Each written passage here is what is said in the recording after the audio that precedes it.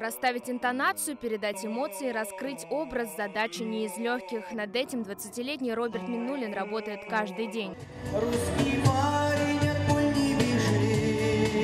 В 14 лет он впервые выступил на сцене в Пестричинском доме культуры. За 6 лет стал звездой. Самое первое выступление.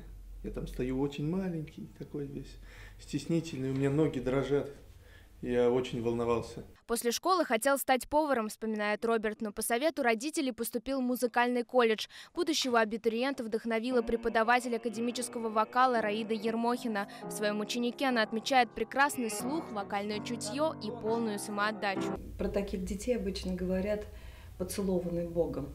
С ним работать вообще очень комфортно, удобно, насыщенно. Каждый раз, каждое занятие у нас прям на все 100%.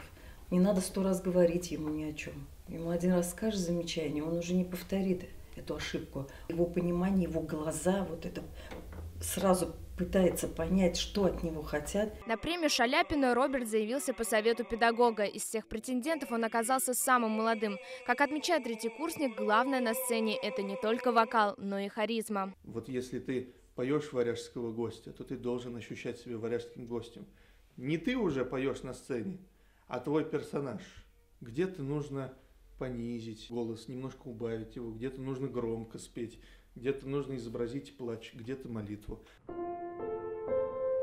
Как говорят, в основе любого успеха 99% пота и 1% вдохновения. Когда Роберт Миннулин только поступал в музыкальный колледж, Надежда Игнатьева уже окончила Московский государственный институт музыки имени Шнитке.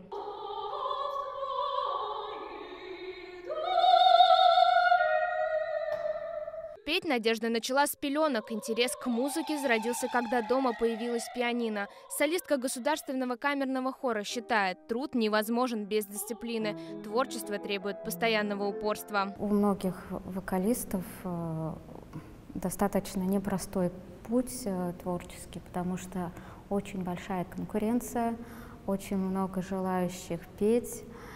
И естественно, чтобы выдержать и быть на волне, да, вот, надо себя держать в форме всегда. Как говорит Надежда, в жизни каждого артиста есть свой педагог, которому он может доверить свой голос. Сейчас она и сама является наставником. Преподает в консерватории имени Жиганова. Говорит, сцена преображает. Я достаточно другой человек, мне кажется, чем на сцене, потому что на сцене я не знаю, кто я.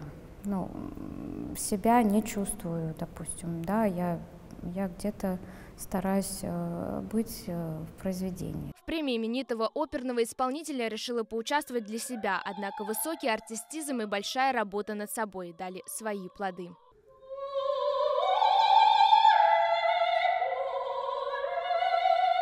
Лилия Ибнеева, Адель Миндубаев, Лейсан Саитова, ТНВ, Казань.